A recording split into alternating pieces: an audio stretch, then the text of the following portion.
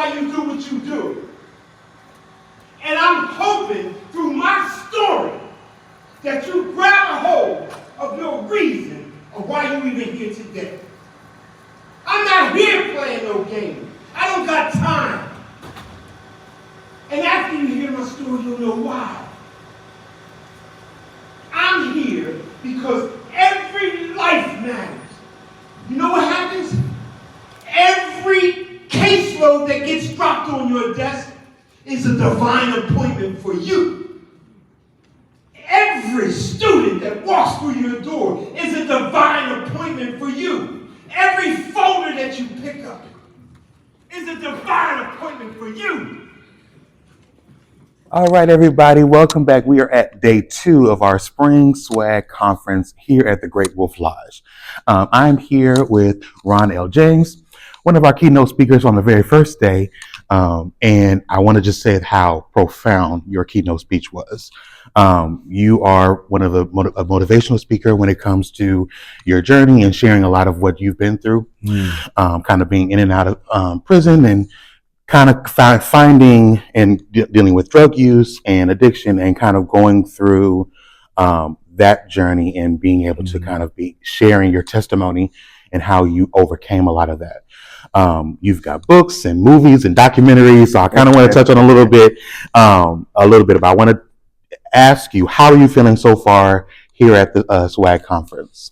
Well, first of all, Devin, I appreciate the opportunity to speak, and my whole theme, my whole life centers around how I can make any individual I run into a better version of themselves.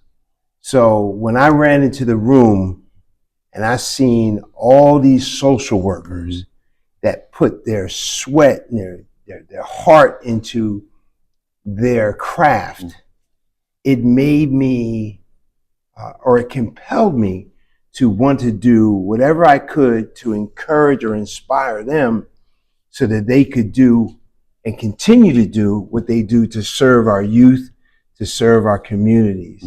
So I was excited. Yeah, I was super excited when that opportunity, and the conference is going fantastic. It's awesome. And we felt it. You are extremely, very animated, but I appreciate that energy because you're not afraid. And it's kind of what we're also as social workers, you're not afraid to just jump in and pull people in. And, you know, you had a lot of crowd engagement, having folks kind of come out and not afraid to be like, I'll come out there and pull you out. Like, we appreciate that energy because it's, you know, sometimes it's early in the morning because you were the first keynote. So it was early in the morning. Everybody's trying to wipe the crust out their eyes.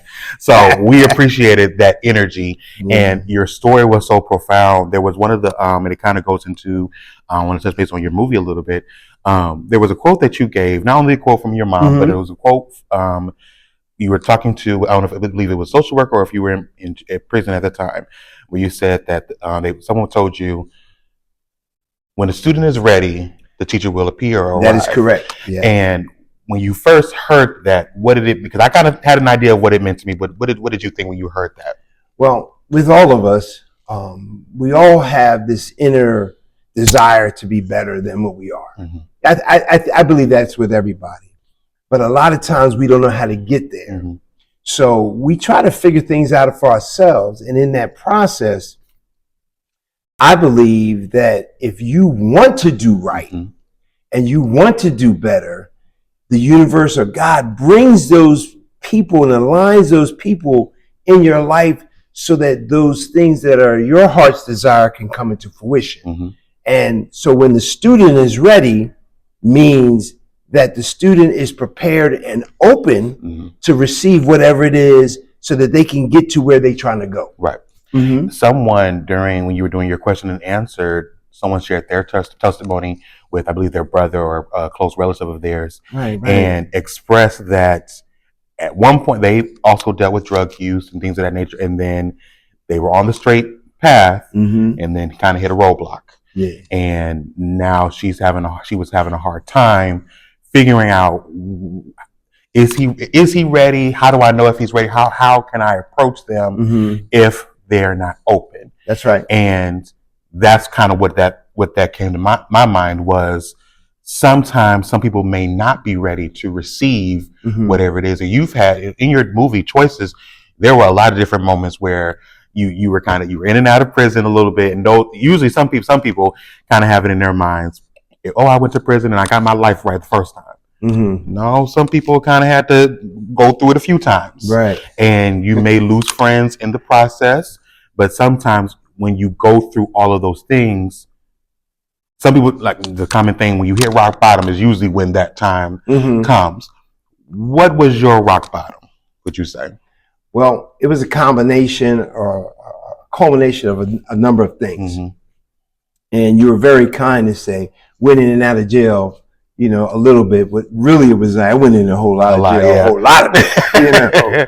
But what helped me to change, and I believe that's what you're asking me, what helped me to change was three things. One, it was, I got a chance to see these individuals that was coming into prison. And I remember myself when I came into prison, and I was like, wow, I want to help them. So compassion for others was a key component for me to change. And I really believe that's with anybody. Right. Why do social workers do what they do? Because they want to help people. You know what I mean? And so that's like the key component of always wanting to give back or to serve. So the second thing was when I started writing my book, I got challenged to write my book. When I wrote my book, I was in prison, and I'm writing 1,825 pages on the legal documents. And there's a whole story with that where I had to cut that down and break that down. But when I saw myself for who I was, I didn't like that guy. I did not like the person I saw. So there was something inside of me says that I got to change. I can't keep living like that. But the third thing was my own personal convictions with my Lord and Savior, Jesus Christ.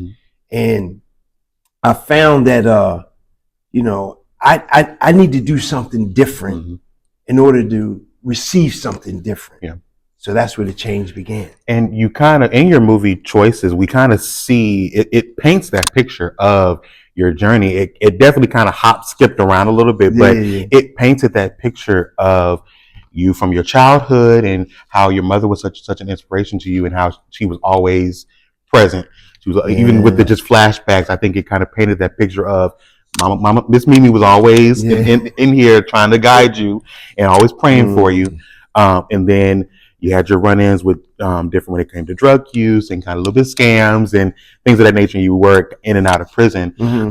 It definitely painted that picture of how you were able to go through that process.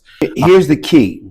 While I was in prison, I did everything that I possibly could do to get out of prison. Gotcha. However, once I was out of prison, I didn't put the tools and things in place on how to stay out of prison. Gotcha. Okay. And I guess that kind of goes back to how your reputation a little bit, people kind of knowing you as Smooth Talk Ron and all of that. And especially with the different people that had come in and out of your life. Now, the movie choices, I want to, kind of two questions in one. Why the title and how involved were you in the creating of that movie? Well, the choices, the title choices came from a friend of mine. When I originally wrote my book, I called it "Do You Want to Go to Jail?"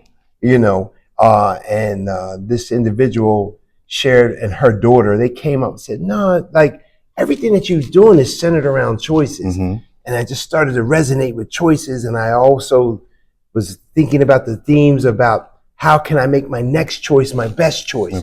And that's where the chessboard and all the chess pieces came in. I'm like, that's it. Choices. But the thing about choices that resonates with, I think with me, with everybody, is that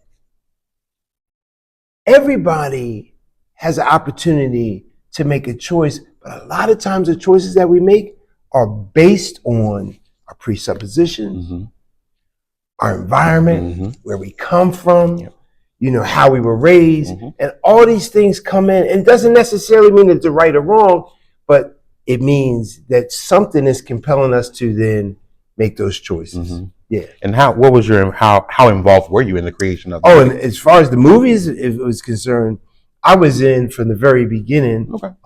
And it was surreal because I got to help pick everybody, like the cast, Mm-hmm. and it was like it was an experience that was just phenomenal because I got to some of the people that played in the movie. I know you probably saw it at the end. Mm-hmm. Actually, were the people themselves. Mm-hmm. Now, like my drug dealer. Yep. He played himself. A guy that was had gotten some skirmishes and stuff, but I knew him from prison. Mm-hmm. And Dr. Dillip, he was played himself, and he was like a mentor to me, as well as Rob Jollis, who played a very key component in helping me write my book. He wrote the foreword in my book, but everything was based off of my book. Mm-hmm. And so when the viewers get a chance to read the book, yeah. that gives all the nitty gritty. You talked about when you first kind of started writing the draft of your book, and you kind of read it back. It kind of turned a switch for you when you finally watched the final product of Mm-hmm. Choices, and you kind of saw a little bit of yourself. Well, I'll say a lot of yourself reflected back. Yeah. What were you thinking? I didn't like me. Mm. I didn't want to be that person. Mm-hmm.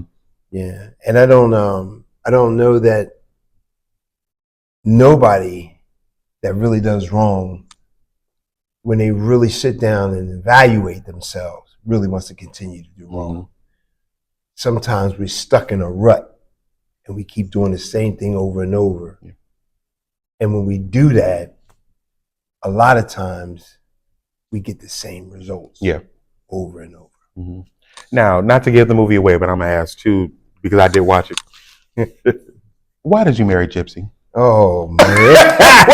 Why? And not even just her, the other one that you were also doing drugs. Princess Why? died. Why? All right. So basically, I've been married. Not basically. Yeah, how about this? I've been married. I've been married 4 times. Okay. All right. Gypsy was 20 years older than me. Oh Lord. And Gypsy was in the streets, and I started out being a driver for her. And she really was a very kind person. She wanted to protect me from the streets, but there was something that was compelling and pulling me to the streets. Mm-hmm. So as I went to the streets, she started to give me the game. And once I got a taste of the game, it was lights out. Right. Then when I went to prison, my second wife, now this is something that a lot of people don't know and you don't pick up, but my second wife was Princess Di, and that's what my mom called her. Mm-hmm. But Diane, I met her in the streets. I met her in prison. Oh. We got out in the streets. Okay. And then we got locked up together in the state of Kansas. And it doesn't really depict that in the movie, but we got married by the judge that sentenced us. Oh. So I married. my friend behind the camera is because we watched it. Wait a minute. So I married Diane while I was still married to Gypsy. Oh. So what do they call it? Polygamy? Yeah, something like that. Yeah, whatever that is. You can add that to all the list of other crimes and things that I've done. Oh, goodness. So then, but I did get divorced from Princess Dyer, and then met Latanya, very beautiful woman. She was a sister out of Philadelphia area, and I really, I loved her, and we had a good relationship. But then in the movie, and I'll share this with the viewers, in the movie, and you'll probably, at the end, you see there was this person that would come up to me all the time. And it wasn't that I married that person, it was my addiction keep calling me back. So that person was a depiction of like that drug drawing me, back to the streets. But anyway, I married Latanya, and Latanya, I turned into a monster. and I accused her of cheating on me, and she had gotten pregnant. I'll share this story with you that also is not in the movie, but while she was pregnant, I came into the house one day and I wanted to get high, and she refused to give me any money, and she hid her. I said, "Where's your pocketbook? Where's the wallet?" Because I gave her all of my credit cards. I said, "Where's my credit cards?" And she says, "I don't know." And she looked over when she said she didn't know at this cabinet. And I said, "That's where they at." So I ran to the cabinet and took the pocketbook and ran upstairs. I dumped the pocketbook out on the bed, and I'm picking out my credit cards. When I do that, she runs up the steps. Now at the time she's pregnant with my daughter. And I didn't know, at the time, I knew she was pregnant. But anyway, I grabbed the credit cards. I'm heading down the steps. She leaps on my back, and we tumble down the steps. Now, here's a pregnant woman, and I coming in. And so I am just so thankful that nothing happened to my daughter and to LaTanya. But LaTanya ended up in the hospital and had an early pregnancy behind all that. So, but today, there was a documentary they had done, and LaTanya says, "Listen, this guy is a monster." But in saying that, like today, we have a great relationship. I have a great relationship with my daughter. As a matter of fact, I'm sending my daughter and my wife, who I'm married now, and have a daughter. Her name is Maria. My daughter's name is Linnea, and I have another daughter named Carissa. That's from a previous marriage with my wife, and I'm sending the girls on a Disney cruise. Aww. Yeah, matter of fact, they be on the cruise next week this time. All right, yeah, I love that. So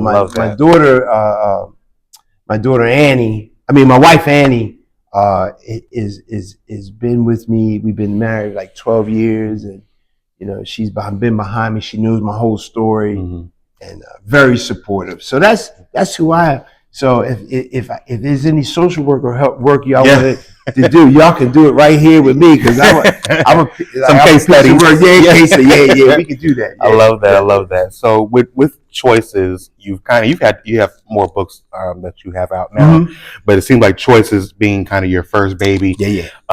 You've centered Choices around different efforts that you've done as far as speaking engagements and your team. Tell me a little bit about Team Choices. Well, Team Choices is a collaboration of individuals who also have stories, not necessarily from the background that I have with criminal, but from the background of going through some trauma, going through some stuff. And we have we do restorative practice work where we recognize that behind every child, that there's whatever the issue is, whatever the problem is, a lot of times teachers will come and rush in, and they want to do the work. They got the classroom, they got to do the testing, they got to get all this stuff done, and they're setting everything up, and they're like, "We got the curriculum, okay, I've got this and I got that, and then I got my room ready, let's go." And on their agenda, they forget that the kid is just a kid. Right. And it's no fault. But then the kid acts out, they send him to the principal, comes back. The kid is already coming back with a resentment. But see, the kid goes to the principal and then comes back, and nothing's really changed other than the principal or somebody in the principal's office or the social worker has a relationship with the kid that has the problem. They might find out that, wow, he didn't even eat this morning. You know what? His mom got beat up. Wow. Dad's on drugs. Dad got locked up. So there's things that's going on in his life that he's not able to understand. He's just a kid. His brain's not developed. But all these things. So we come in and we help to do restorative practice work with schools, staff, administrations. I go into prisons, youth groups. And so Team Choices is an opportunity for us to connect with schools, parents. We do parent engagement, do assemblies with the children, do breakout sessions, and we want to come in and give whatever we can give to help build the bridge and with the community, build the bridge with the administration, build the bridge with the child, build the bridge with the social worker, build the bridge with anybody that we can to help this to work. Gotcha. And you all are doing some trainings here at the conference. Absolutely. Awesome. Yeah. Well, Mr. James, I truly appreciate you right. taking the time to talk to us and sharing your story some more. If you all tell them how they can find you, how they can reach you, and all your information. All right. Well, you can go on my website. I also do life coaching and concierge coaching. That's with ronljames.com. Nowteamchoices.com. You can find all of the curriculums and all the information and all of the restorative practice work that we do.